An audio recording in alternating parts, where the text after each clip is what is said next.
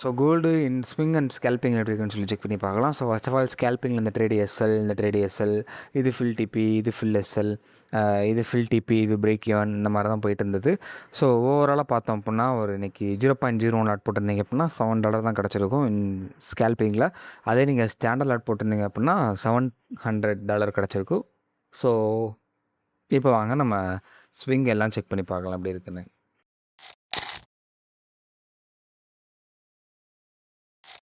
Hello ladies and gentlemen, in this video I discuss about gold, USD CAD, USD JPY, BTC, USD, USL சொல்லி நம்ம எல்லாத்தையும் வேணால் check பண்ணி பார்க்கலாம். So first of all நம்ம gold பொறுத்தல பார்த்தோம் அப்படின்னா இன்றைக்கி ஒரு அரௌண்ட் ஒரு 1% கீழே தான் மூமெண்டம் இருந்தது. ஓகேங்களா? ஸோ வேட்டா லோ டு ஹை பார்த்தோம் அப்படின்னா நேற்று மாதிரி தான் 1.2% அந்த ரேஞ்சுக்குள்ள தான் மூமெண்டம் இருந்துச்சு. ஸோ அதுக்கப்புறம் நேற்று நைட் வந்து நல்லா ஃபாலோ ஆரம்பிச்சு. ஸோ இன்றைக்கி என்ன அப்போன்னு செக் பண்ணி பார்க்கலாம். இப்போது கோல்டை பொறுத்தளவு இன்றைக்கி ஸ்விங்கில் இன்றைக்கி காலைல ஒரு ட்ரேடு கிடச்சிது. ஐ திங்க் மத்தியானம் நினைக்கிறேன். ஸோ 12 மணி அந்த ரேஞ்சு ஒரு ட்ரேடு கிடச்சி. அந்த ட்ரேடு எஸ்எல் தான். ஓகேங்களா? 3 பாயிண்ட் எஸ்எல் ஹிட் ஆயிடுச்சு. ஸோ வேறு எதுவுமே ட்ரேடு கிடைக்கல. ஃபுல்லாக மேனுஃபேக்சரிங் காட்டி தான் கோல்டு வந்து மேலேயும் போகுது, கீழே வருது. இப்போ வரைக்குமே ப்ராப்பரான மூமெண்ட் எதுவுமே கிடையாது. ஓகேங்களா? பட் ஸ்விங்குக்கு நம்ம சொல்லிக்கிற அளவு ஒரு நாளும் பண்ண முடியாது. ஆனால் ஸ்கேல்பிங் அப்படி கிடையாது. ஸ்கேல்பிங் வந்து நம்மளுக்கு எப்பயும் போல் ஒரு நல்ல ஒரு ரிசல்ட்டை கொடுத்து தான் இருக்குது. ஓகேங்களா? ஸோ ஸ்கேல்பிங் இன்றைக்கி வந்து நல்லா ஒரு கவுண்டபிள் ட்ரேட்ஸு. இன்றைக்கி என்னாச்சு அப்படின்னா அப்படியே ஆப்போசிட்டாக மாறிடுச்சு. அதாவது 2.5 எஸ்எல் வச்சுருப்போம் பார்த்தீங்களா? அந்த செட்டப் மட்டும்தான் இன்றைக்கி வந்துச்சு. 4 பாயிண்ட் எஸ்எல் அப்போ அந்த செட்டப் இன்றைக்கி வரவே இல்லை. ஃபஸ்ட்டு இந்த ட்ரேடு வந்து 2.3 எஸ்எல், அடுத்து இந்த ட்ரேடு வந்து 0.9 எஸ்எல், இந்த trade full TP 6.539 full TP, இந்த ட்ரேடு 1.718 எஸ்எல், இந்த trade full TP 5.509 full TP. இந்த ட்ரேடு உள்ளக்க ஒரு ஹைலைட் ட்ரேடு, அது வந்து பிரேக் ஈவன் ஆயிடுச்சு.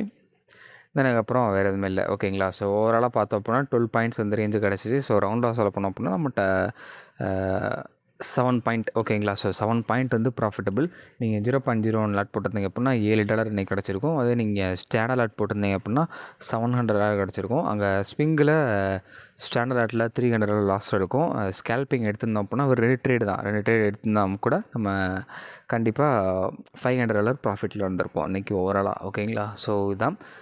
தென் நெக்ஸ்ட்டு யூஎஸ்டி ஜேபிஐ பொறுத்தளவு இந்த ஸ்விங் ஹையும் இந்த ஸ்விங் லோவும் ஸ்கேல்பிங் கன்சிடர் பண்ணிக்கலாம். வேறு எதுவுமே பார்க்காதீங்க. இந்த ஸ்விங் தான் மேஜர் ஸ்விங்கு. ஓகேங்களா? ஹை வந்து கொஞ்சம் தான் ஆர்ஆர் கிடைக்கும். இந்த ரேஞ்ச் வரைக்கும் டார்கெட் பண்ணுற மாதிரி இருக்கும். ஸோ இல்லை எனக்கு பெரிய ஆர்ஆர் கிடைக்கணும் அப்படின்னா இது வரைக்கும் வெயிட் பண்ணுங்கள். ஓகேங்களா? இதை ஒரு ரெசிஸ்டன்ஸ் லைனை போட்டு இங்கேருந்து பிரேக் பண்ண மொத்தத்தில் பெரிய ஆர்ஆர் கிடைக்கும். அதே செல்லும் அதே மாதிரி தான். பட் ஆனால் பையை விட கொஞ்சம் செல் கம்பேரிட்டிவ்லி இந்த லோ லிக்விடிட்டி வரைக்கும் நம்ம டார்கெட் பண்ணுறதுனால கொஞ்சம் அதிகமாக எடுத்துக்கலாம். தென் சில்வர். ஸோ சில்லரை பொறுத்தளவு பார்த்தோன்னா இந்த ஸ்விங் ஹை, இந்த ஸ்விங் லோக்களுக்கு ஸ்கேல்பிங் கன்சிடர் பண்ணிக்கலாம். இதுவும் அதே தான். ஹை போச்சா நல்லா ஓரளவு ப்ராஃபிட் கிடைக்கும். ஸோ லோ இருந்துச்சு அப்படின்னா நல்லா ப்ராஃபிட் கிடைக்கும். ஓகேங்களா? ஸோ எஸ்டே நான் சொல்லியிருந்திருப்பேன், இந்த ட்ரெண்ட் லைனில் ஏமாத்துற மாதிரி ஏமாற்றிருக்காங்க பாருங்களேன். இதுதான் நம்மளோட இன்ஸ்டியூஷன். கேரக்டர் அனாலிசிஸ் பண்ணாமல், அதனால தான் நான் கேரண்டி எதுவுமே நான் சொல்லலை. நான் மேக்ஸிமம் கோல்டு டவுன் ட்ரெண்டு தான் போகுதுன்னு நான் சொல்லியிருந்திருப்பேன். அதே மாதிரி டவுன் தான் ஆச்சு, ரொம்பவே ஃபால் ஆச்சு. அதுக்கு ஈக்குவலாக நம்ம சில்வரும் இந்த ட்ரெண்ட் லைன் பிரேக் பண்ணி கீழே வந்து ரீட்ரேஸ்மெண்ட் எடுத்துகிட்டு கீழே வந்துட்டுருக்கு. ஓகேங்களா? ஸோ இப்போ மட்டும் என்ன ஒரு நார்மல் டெக்னிக்கல் நீங்கள் யூஸ் பண்ணுறீங்க, ரீட்ரேஸ்மெண்ட்லாம் எடுத்துருக்கு அப்படின்ற வேர்டு யூஸ் பண்ணுறீங்க அப்படின்ற மாதிரி நிறைய பேர் கேட்பீங்க. ஸோ நார்மலும் இம்ப்ளிமெண்ட் பண்ணணும்.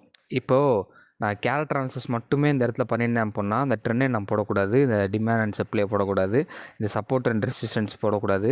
என்னோடய கேரக்டர் அனாலிசிஸ் ஸ்ட்ராட்டஜி வந்து நார்மல் டெக்னிக்கலை இம்ப்ளிமெண்ட் பண்ணி ஒரு விதமான ஸ்ட்ராட்டஜி. ஓகேங்களா? ஸோ அதை புரிஞ்சுக்கோங்க. ஏன்னா நிறைய பேர் கமெண்ட் பண்ணுறீங்க, அதனால தான் நான் சொல்கிறேன். தெளிவாக புரிஞ்சுக்கோங்க. கேரக்டர் அனாலிசிஸ் வந்து சும்மா கிடையாது. அதுக்கு இந்த டூல்ஸ் எதுவுமே யூஸ் பண்ணாமல், சப்ளை அண்ட் டிமாண்ட் யூஸ் பண்ணாமல், மார்க்கெட் ஸ்ட்ரக்சர் யூஸ் பண்ணாமல் எதுவுமே அப்படிலாம் கிடையாது. இதுக்கும் அது எல்லாமே யூஸ் பண்ணணும். நீங்கள் எதெல்லாம் யூஸ் பண்ணுவீங்களோ அதெல்லாம் யூஸ் பண்ணணும். ஆனால் நீங்கள் எடுக்கக்கூடிய என்ட்ரியும் இந்த கேரக்டர் அனாலிசிஸ் ஸ்ட்ராட்டஜி வச்சு எடுக்கக்கூடிய என்ட்ரியும் டிஃப்ரென்ஸ். ஓகேங்களா? நீங்கள் நார்மல் டெக்னிக்கல் யூஸ் பண்ணிட்டு இருந்தீங்க அப்படின்னா நான் சொல்கிறேன், ஆப்வியஸாக நான் நார்மல் டெக்னிக்கல் யூஸ் பண்ணிட்டு தான் இருப்பேன். அது வந்து தப்பு கிடையாது. ஸோ டிஃப்ரென்ஷியேட் பண்ணுறக்காண்டி தான் நான் நார்மல் டெக்னிக்கலும் கேரக்டர் அனாலிசிஸ்ன்றதை உங்களுக்கு நான் சொல்கிறேன். ஓகேங்களா? ஸோ இவ்வளோ தான். ஏன்னா இந்த ஒரு சில டயத்தில் இந்த இது ஒரு இந்த ட்ரெண்ட் லைன் ரெஸ்பெக்ட் பண்ணும். அது எப்போ ரெஸ்பெக்ட் பண்ணும், எப்படி ரெஸ்பெக்ட் பண்ணுறது நம்ம ஸ்ட்ராட்டஜி கேரட் அனாலிசிஸ் ஸ்ட்ராட்டஜி மூலிமா சொல்ல முடியும். நேற்று என்ன சொல்லியிருந்திருப்பேன், பிரேக் பண்ணியிருக்க வாய்ப்புகள் இருக்குது. ஏன்னா கோல்டு டவுனு இது டவுனில் தான் இருக்குது அப்படின்ற மாதிரி சொன்னேன்.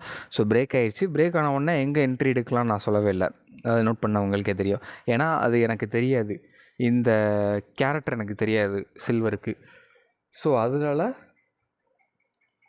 நான் இந்த ரேஞ்சில் சில்வருக்கு எதுவுமே என்னால் சொல்ல முடியாது. ஏன்னா சில்லரோட கேரக்டர் தெரியாமல் நான் எதுவுமே சொல்ல மாட்டேன். என் சில்லர் மட்டும் கிடையாது, எதுனாலும் அதோட கேரக்டர் தெரியாமல் நான் அதோட கேரக்டர் இங்கேருந்து கீழே தான் வரும்ன்ற அந்த வார்த்தை நான் சொல்லவே மாட்டேன். கேரக்டர் அனாலிசிஸ் தெரிஞ்சால் மட்டும்தான் நான் சொல்லுவேன். ஓகேங்களா? ஏன்னா கேரக்டர் அனாலிசிஸ் படி பார்த்தோம் அப்படின்னா எஸ்எல் கம்மியாக இருக்கும், ஆர்ஆர் அதிகமாக இருக்கும். அது இல்லாமல் அக்யூரசின்றது நிறையாவே இருக்கும். ஓகேங்களா? 90% வரைக்குமே அக்யூரசி வரும். ஸோ அதனால மட்டும்தான் நான் கேரக்டர் அனாலிசிஸ் இவ்வளோ தூரம் சொல்கிறது. நான் நார்மல் டெக்னிக்கல் கரெக்டாக யூஸ் பண்ணிகிட்டு இருக்கும் போதில் எனக்கு ஒரு 65 to 70% தான் அக்யூரசி வந்துச்சு. ஒரு 6லேருந்து 7 ட்ரேட் தான் சக்ஸஸ் ஆச்சு. ஸோ அக்யூரசி இன்க்ரீஸ் பண்ணால் ஆர்ஆர் ரொம்ப கம்மியாக தான் இருப்போம். இப்போ ஆப்வியஸாக நம்ம எல்லாருமே சின்ன சின்ன ஆர்டர் தான் கேப்சர் பண்ணுவோம். சின்ன மீன்ஸ் ஒரு 1:2, 1:3, 4, 5 அந்த மாதிரி தான் யூஸ் பண்ணுவோம். ஸோ அந்த மாதிரி தான் கிடச்சிட்டு இருந்தது. அதனால தான் நான் கேரக்டர் அனாலிசிஸ் அப்படியே ஸ்விட்ச் ஆனது. ஓகேங்களா? ஸோ யூஎஸ்டி கார்டு இந்த ஸ்விங் ஹை, இந்த ஸ்விங் லோக்கலுக்கா ரெண்டுமே நல்ல வால்யூம் இருக்கும். ஸோ ரெண்டுமே கேப்சர் பண்ணலாம். இங்கேருந்து ஒன்றா 1:3 to 4 கிடைக்கும். மேலே போச்சப்பறம் 5 ஒரு அரௌண்டு இந்த ரோ வரைக்கும் பார்த்துக்கோங்க. இந்த விக் மட்டும் இதுக்கு மேலே போயிடுச்சு அப்படின்னா 1:10 வரைக்கும் கேப்சர் பண்ணலாம். ஸோ அதனால் அதை மட்டும் கரெக்டாக பார்த்துக்கோங்க.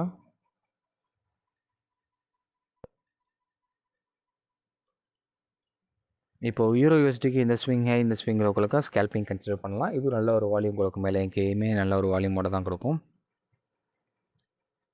தென் next BTC USDT. So BTC பொறுத்தில் இந்த ஸ்விங் ஹை, தென் இந்த ஸ்விங் லோக்கலுக்கு பார்க்கலாம். நான் மேஜராக எல்லாமே வால்யூம் இருக்கிறதா நான் சொல்லுவேன். ஓகேங்களா? ஸோ மொமெண்டம் என்ட்ரி எடுத்தோடனே மொமெண்டம் இருக்கிற மாதிரி தான் நான் சொல்லுவேன்.